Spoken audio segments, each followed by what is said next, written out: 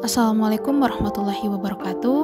Halo, perkenalkan kami dari kelompok 1 akan mempresentasikan hasil diskusi kami mengenai materi decision making. Berikut anggota dari kelompok 1 yaitu terdiri dari Andika Alif Pratama, Masyita Herunisa, Andi Muhammad Hijril, Nur Afika, Alfrida Septiani Said, dan Wardah Fatimah Safmas. Materi pertama yaitu What's Your Problem? Nah, setiap keputusan konsumen yang kita buat merupakan respon terhadap suatu masalah. Karena beberapa keputusan pembelian lebih penting daripada yang lain, di mana jumlah upaya yang dilakukan untuk setiap keputusan yang berbeda. Terkadang proses pengambilan keputusan itu otomatis, seperti kita tampaknya membuat penilaian lebih cepat berdasarkan informasi yang lebih sedikit. Seseorang mungkin benar-benar menghabiskan berhari-hari atau berminggu-minggu memikirkan atas pembelian seperti rumah baru, mobil baru, atau bahkan iPhone versus Samsung Galaxy. Adapun model pengambilan keputusan yaitu purchase momentum atau momentum pembelian, di mana terjadi ketika konsumen membeli melebihi kepuasan kebutuhan seperti impuls awal meningkatkan kemungkinan membeli lebih banyak. Nah, kemudian ada hyper choice. Kondisi ini di mana memaksa kita untuk membuat keputusan berulang yang dapat menguras energi psikologis sekaligus menurunkan kemampuan kita untuk membuat pilihan yang cerdas. Di mana sebuah penelitian yang dilakukan di sebuah toko kelontong menggambarkan bagaimana memiliki terlalu banyak dapat menghambat proses berpikir kita. Pembeli mencoba sampel selai buah rasa dalam dua kondisi yang berbeda. Dalam kondisi limited choice, di mana mereka memilih dari 6 rasa, sedangkan mereka yang berada dalam kelompok extensive choice melihat 24 rasa. Nah, hasilnya 30% konsumen dalam kelompok terbatas benar-benar membeli sebotol selai, dan hanya 3% dari mereka yang berada dalam kelompok ekstensif membelinya. Nah, kemudian ada regulasi diri, di mana upaya seseorang untuk mengubah atau mempertahankan tindakannya dari waktu ke waktu, baik yang melibatkan diet, hidup hemat, atau pelatihan lari maraton, di mana melibatkan perencanaan yang matang yang merupakan bentuk regulasi diri. Jika kita tidak memiliki strategi pengaturan diri, ini berarti kita menentukan terlebih dahulu bagaimana kita ingin merespon dalam situasi tertentu. Rencana seperti if then ini atau niat implementasi dapat menentukan seberapa besar bobot yang kita berikan pada berbagai jenis informasi seperti emosional atau kognitif, jadwal untuk pengambilan keputusan, atau bahkan bagaimana kita akan menghadapi pengaruh yang mengganggu yang dapat memungkinkan mengganggu rencana kita. Nah, adapun penelitian menunjukkan bahwa kemampuan kita untuk mengatur diri sendiri menurun seiring berjalannya hari. Morning morality effect menunjukkan bahwa orang lebih cenderung untuk menipu, berbohong, atau bahkan melakukan penipuan di sore hari daripada di pagi hari. Para ilmuwan juga mengetahui bahwa bagian otak yang mereka sebut executive control center atau pusat kendali eksekutif yang kita gunakan untuk pengambilan keputusan penting termasuk penilaian moral dapat menjadi lelah atau terganggu bahkan oleh tugas-tugas sederhana seperti menghafal angka. Jadi untuk slide kedua terkait dengan cognitive decision making. Konsumen seringkali mendekati pengambilan keputusan dari perspektif rasional. Menurut pandangan ini, orang dengan tenang dan hati-hati mengintegrasikan sebanyak mungkin informasi dengan apa yang telah mereka ketahui tentang suatu produk. Dengan susah payah mempertimbangkan efek positif dan negatif dari setiap alternatif dan sampai pada keputusan yang memuaskan. Adapun langkah-langkah dalam cognitive decision making, yakni yang pertama problem recognition. Dalam jual atau beli produk, baik perusahaan maupun konsumen akan senantiasa perlu mengenali masalah yang berkaitan dengan produk bagi perusahaan dan perilaku konsumtif bagi konsumen. Perusahaan akan mempertimbangkan bagaimana agar produk mereka berhasil, setidaknya menarik perhatian masyarakat. Sedangkan bagi konsumen cenderung lebih merasakan masalah dari produk yang digunakan, sehingga menciptakan keinginan untuk membeli suatu produk yang lebih baik. Oleh karena itu, perlu adanya pengenalan masalah sehingga dapat mengatasi hal tersebut. Yang kedua, information search. Pada langkah kedua ini, sebagian besar dialami oleh konsumen. Setelah mengetahui masalah yang ditimbulkan, akan timbul rasa penasaran bagi konsumen, sehingga mereka akan mencari tahu informasi spesifik seputar produk yang ingin digunakan, atau dengan kata lain pre-purchase search. Bagi perusahaan sendiri, dalam peningkatan penjualan produknya, maka perlu adanya iklan yang up to date, baik secara langsung maupun melalui media. Pakar produk dan pemula menggunakan strategi yang berbeda ketika mereka membuat keputusan. Bagi pemula yang tahu sedikit tentang suatu produk, harus menjadi yang paling termotivasi untuk mengetahui lebih banyak tentang produknya. Namun, pakar produk lebih akrab dengan kategori produk.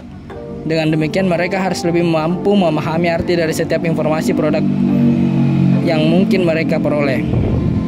Dalam hubungan pengetahuan produk dan pencarian informasi, digambarkan seperti huruf O yang terbalik, di mana konsumen yang tidak memiliki pengetahuan terhadap produk akan cenderung tidak tahu harus melakukan apa, sehingga terkadang hanya melihat bagian-bagian fitur yang tidak begitu penting dari produk. Sedangkan konsumen yang memiliki pengetahuan lebih juga tidak memerlukan informasi lebih terkait produk karena awalnya mereka sudah memahami produk yang akan mereka gunakan. Langkah ketiga, evaluation of alternatives. Langkah ini menciptakan kondisi bagi konsumen untuk mempertimbangkan produk yang ingin dibeli. Seringkali ditemukan bahwa konsumen tertarik dengan produk yang mereknya sudah terkenal dibanding merek baru karena kualitas yang diberikan telah konsisten. Hal ini jugalah yang patut diperhatikan oleh para perusahaan baru dalam menciptakan produk yang berkualitas di awal perkenalannya. Langkah keempat, product choice. Setelah konsumen telah mengumpulkan dan mengevaluasi berbagai jenis produk yang ingin dibeli, maka tiba saatnya untuk memilih produk yang tepat. Tetapi kenyataannya, setelah memilih produk, konsumen terkadang produknya dikembalikan akibat berbagai banyak fitur dan kesulitan dalam penggunaan produk, sehingga akan cenderung memilih kembali produk yang sederhana. Langkah terakhir, post-purchase evaluation. Langkah terakhir dalam pengambilan keputusan kognitif terkait dengan produk yang diinginkan bagi konsumen, yakni dengan memastikan apakah produk tersebut membuat konsumen sendiri senang dan memenuhi kebutuhan mereka atau tidak sama sekali. Berikutnya terkait dengan neuromarketing. Pada pengambilan keputusan pembelian produk, otak manusia digunakan untuk berpikir sehingga konsumen akan memilih produk yang tepat untuk mereka. Neuromarketing menggunakan pencitraan resonansi magnetik fungsional atau fMRI, perangkat pemindai otak yang melacak aliran darah saat kita melakukan tugas mental untuk melihat dari dekat bagaimana otak kita merespons pesan pemasaran dan fitur desain produk. Dalam beberapa tahun terakhir, para peneliti telah menemukan bahwa di daerah otak seperti amigdala, hipokampus, dan hipotalamus adalah switchboard dinamis yang memadukan memori, emosi, dan pemicu biokimia.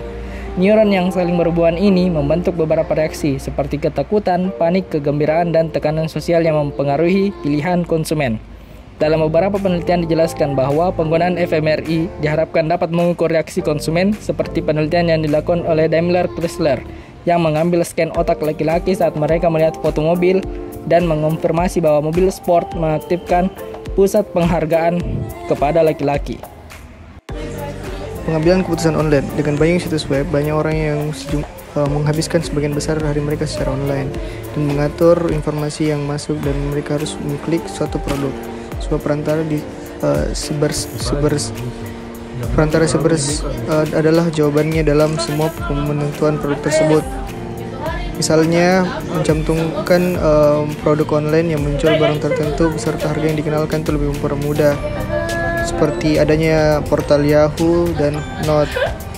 Namun seperti yang diketahui oleh siapa yang pernah menggunakan Google Web, memberikan informasi produk dan pengecer dalam jumlah besar dalam hitungan detik, masalah terbesar yang didapat adalah pemasar adalah mempersempit pilihan karena di dunia maya penyederhanaan adalah sebuah masalah. Namun kenyataan yang menyedihkan adalah bahwa dalam banyak kasus tidak mencari sebaik mungkin. Jika kita menggunakan Google, kebanyakan dari kita hanya cenderung melihat beberapa hasil yang digunakan dalam Google tersebut. Aspek tujuan pelanggan online adalah dengan satunya faktor penting adalah pendorong bisnis disebut distributor panjang. Ide dasar adalah bahwa kita perlu lagi hanya mengandalkan hit besar atau seperti film blockbuster atau hal yang paling laris. Bagaimana konsumen dapat memahami sebuah produk dalam segmen tertentu? Ingatlah bahwa kita konsumen proses informasi dalam satu produk. Mereka tidak melakukan dalam ruangan hampa. Mereka mengevaluasi atribut berdasarkan apa yang telah mereka ketahui tentang item atau produk tersebut. Seperti seorang yang berpikir tentang kamera 35 mm tertentu kemungkinan besar akan membandingkan dengan kamera yang 30 mm pula. Konsumen secara kognitif mempresentasikan informasi produk dalam struktur pengetahuan, istilah yang mengacu dan persingkatan penyajian dan cara yang mengatur kini dalam pikiran kita. Struktur pemasaran ini menurut seperti Stonefield dan Grand Valley dan Trader Joe's yang menjual barang-barang terkait yogurt karena mereka ingin memastikan bahwa pelanggan kelompok mereka dengan benar. Biasanya kami mewakili produk dalam struktur pengetahuan dalam satu tingkatan tertentu. Kemudian mempromosikan suatu produk itu keberhasilan sebuah strategi penonton bergantung pada kemampuan pemasar bahwa mempertimbangkan produknya dalam kategori tertentu, misalnya industri jus jeruk dan mempromosikan ulang jus jeruk sebagai minuman yang bisa dinikmati sebanyak orang. Selanjutnya ialah materi pengambilan keputusan kebiasaan. Pengambilan keputusan kebiasaan menggambarkan pilihan yang kita buat dengan sedikit usaha atau tanpa sadar. Banyak keputusan pembelian yang rutin dilakukan sehingga memungkinkan untuk tidak menyadari bahwa akan membelinya. Jurnalis Malcolm Gladwell menunjukkan bagaimana penilaian cepat yang terjadi dalam sekejap mata bisa sangat akurat. Yang pertama ada priming and nudging. Sebuah studi tentang pengaruh logo perusahaan menemukan bahwa ketika responden terkena kilasan singkat logo Apple atau Android di layar, perilaku mereka berubah. Meskipun secara tidak sadar mereka telah melihat logonya. Mereka yang melihat logo Apple akan memberikan tanggapan yang lebih kreatif dan inovatif daripada mereka yang melihat logo Android. Para peneliti terus mengidentifikasi faktor-faktor yang membiaskan keputusan dan banyak diantaranya adalah faktor-faktor yang beroperasi di bawah tingkat kesadaran. Dalam sebuah penelitian, sikap responden terhadap produk yang tidak diinginkan meningkat ketika mereka diminta untuk mendekatinya. Gerakan fisik ini biasanya terkait dengan rasa suka, bahkan gerakan tubuh kita sendiri atau reaksi fisiologis lainnya dapat mempengaruhi apa yang terjadi dalam pikiran kita. Peneliti yang mengerjakan teori prospek menganalisis bagaimana nilai keputusan tergantung pada keuntungan atau kerugian, yang artinya mereka mengidentifikasi prinsip-prinsip akuntansi mental yang berhubungan dengan cara membingkai pertanyaan serta masalah eksternal yang seharusnya tidak memengaruhi pilihan tetapi tetap melakukannya. Misalnya, orang lebih mungkin mempertaruhkan keselamatan pribadi mereka dalam badai meskipun mereka dibayar untuk tiket sepak bola gratis. Hanya penggemar paling fanatik yang akan gagal untuk mengenali bahwa keputusan itu adalah pilihan yang tidak rasional, karena risikonya tidak setara dengan mendapatkan banyak tiket. Para peneliti menyebut bias pengambilan keputusan ini sebagai kekeliruan biaya hangus, yang artinya jika kita sudah membayar sesuatu, kita lebih enggan untuk menyia-nyiakannya. Yang kedua ialah heuristic mental shortcut. Kita sering mengambil jalan keluar yang mudah ketika mengambil keputusan. Banyak keputusan kebiasaan yang didasari pada bias akuntansi mental. Selain itu, kita sering menggunakan cara pintas lain untuk menyederhanakan pilihan kita. Pintasan tersebut disebut heuristik atau aturan praktis. Contohnya, produk dengan harga lebih tinggi adalah produk berkualitas yang lebih tinggi. Atau beli merek yang sama dengan yang saya beli terakhir kali. Saya ulang, contohnya, produk dengan harga lebih tinggi adalah produk yang berkualitas, atau beli merek yang sama dengan yang saya beli terakhir kali. Contoh lebih spesifik ialah orang mungkin akan berbelanja di satu toko karena sudah sering berbelanja di toko itu, maupun tidak ingin repot mencari tahu mengenai barang yang ingin dibeli pada toko lain. Baik, selanjutnya saya akan menjelaskan mengenai collection decision making atau pengambilan keputusan kolektif. Nah, di mana pengambilan keputusan kolektif ini merupakan situasi yang di mana lebih dari satu orang memilih produk atau jasa yang telah digunakan oleh banyak konsumen. Adapun peran-peran pengambilan keputusan kolektif yaitu yang pertama, pemrakarsa, yaitu orang yang memberikan ide atau mengidentifikasi kebutuhan. Yang kedua, controller, di mana controller ini yaitu orang yang melakukan pencarian informasi dan mengontrol aliran informasi yang tersedia dalam kelompok. Dalam hal konteks organisasi, controller mengidentifikasi kemungkinan vendor dan produk untuk dipertimbangkan oleh anggota kelompok lainnya. Yang ketiga, pemberi pengaruh, yaitu di mana orang yang mencoba mempengaruhi hasil keputusan. Nah, beberapa orang mungkin lebih termotivasi daripada yang lain untuk terlibat. Kemudian, peserta juga memiliki jumlah kekuatan yang berbeda untuk menyampaikan maksud mereka. Selanjutnya itu yang keempat, pembeli, di mana pembeli yaitu orang yang benar-benar melakukan pembelian. Pembeli mungkin atau mungkin tidak benar-benar menggunakan produk. Nah, yang kelima atau yang terakhir yaitu pengguna, orang yang benar-benar mengkonsumsi produk atau jasa. Materi yang terakhir ialah the intimate corporation, family decision making. Proses pengambilan keputusan dalam unit rumah tangga menyerupai konferensi bisnis. Jadi bagaimana keluarga dalam memutuskan? Nah, pada consensual purchase decision, keluarga kemungkinan besar akan terlibat dalam pemecahan masalah dan mempertimbangkan alternatif sampai mereka itu menemukan cara untuk memuaskan semua orang dalam kelompok. Nah, pada accommodative purchase decision, antar anggota memiliki preferensi atau prioritas yang berbeda dan tidak dapat menyetujui pembelian yang memenuhi kebutuhan semua orang.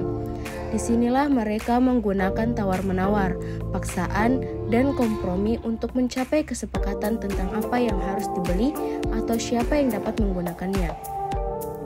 Berikut adalah beberapa faktor spesifik yang menentukan seberapa besar konflik pengambilan keputusan dalam keluarga yang akan terjadi. Yang pertama, interpersonal need, tingkat investasi seseorang dalam kelompok.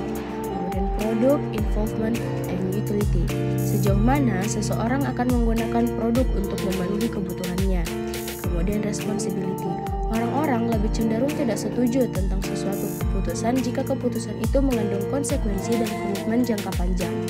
Yang terakhir ialah power. Konflik dapat muncul ketika satu orang terus-menerus menggunakan kekuatan yang dimilikinya dalam kelompok untuk memenuhi prioritasnya sendiri. Pemasar perlu mencari tahu siapa yang membuat keputusan pembelian dalam sebuah keluarga. Mengapa demikian? Karena informasi ini tuh memberitahu mereka siapa yang harus ditargetkan dan apakah mereka perlu menjangkau kedua pasangan untuk memengaruhi pilihannya. Sinoptik ideal menuntut suami dan istri untuk bertindak sebagai pengambil keputusan bersama. Bersama-sama mereka mempertimbangkan alternatif dengan cermat, saling menugaskan peran yang jelas, dan dengan tenang membuat keputusan konsumen yang saling menguntungkan. Salah satu teknik umum untuk menyederhanakan proses pengambilan keputusan menggunakan heuristik. Ketika salah satu anggota keluarga memilih suatu produk, ini adalah autonomic decision, sedangkan sensoretic decision seperti tujuan liburan melibatkan kedua pasangan. Ketika tingkat pendidikan pasangan meningkat, mereka itu cenderung membuat keputusan bersama. Ritual keluarga, narasi, dan interaksi sehari-hari dapat membantu keluarga mempertahankan struktur mereka, mempertahankan karakter keluarga mereka, dan memperjelas hubungan anggota satu sama lain.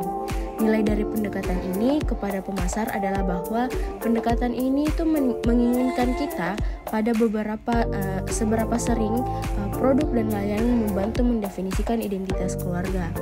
Kemudian the wife, ketika istri menghasilkan pendapatan yang lebih banyak, dia cenderung membuat proporsi keputusan yang lebih tinggi tentang bagaimana unit keluarga membelanjakan uangnya. Ibu yang bekerja sering bergumul dengan apa yang disebut penelitian sebagai juggling lifestyle. Kompromi yang hiruk-pikuk dan seret rasa bersalah antara cita-cita budaya keibuan dan profesionalisme yang saling bertentangan. Terlepas dari pergeseran tanggung jawab pengambilan keputusan ini, perempuan masih bertanggung jawab atas kelangsungan keluarga, Turkic Network System. Peran perorganisasian ini berarti bahwa perempuan sering membuat keputusan penting tentang kegiatan rekreasi keluarga, dan mereka lebih cenderung memutuskan dengan siapa keluarga akan bersosialisasi. The husband, Biro Sensus melaporkan bahwa 1/5 dari ayah dengan anak-anak usia prasekolah dan istri yang bekerja mengambil peran sebagai pengasuh utama. Pergeseran ini menyebabkan pemasar untuk memeriksa kembali bagaimana mereka menjual berbagai produk saat mereka mencoba untuk menarik perhatian para ayah. Kemudian yang terakhir adalah group shopping. Orang yang berbelanja dengan setidaknya satu orang lain cenderung melakukan lebih banyak pembelian yang tidak direncanakan, membeli lebih banyak dan mencakup lebih banyak area toko daripada mereka yang menelusurinya dengan sendiri. Social shopping adalah bentuk e-commerce yang muncul yang memungkinkan pembelanja online untuk mensimulasikan pengalaman berbelanja dengan orang lain di toko fisik. Ketika teknologi terus berkembang, belanja sosial mungkin menawarkan pengalaman pembelian yang lebih menarik daripada interaksi di dalam toko yang digantikannya.